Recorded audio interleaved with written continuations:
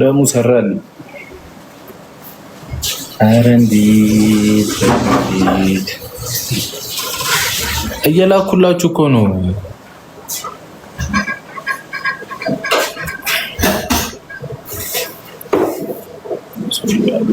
ጽራቱ እስኪደርስ እንግዲህ መታገስ ነው።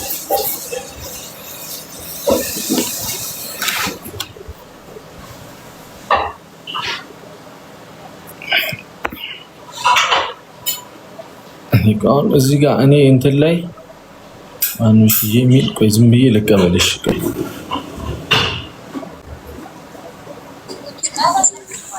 ሰላም ሰላም፣ ሰላም እንዴት ነሽ?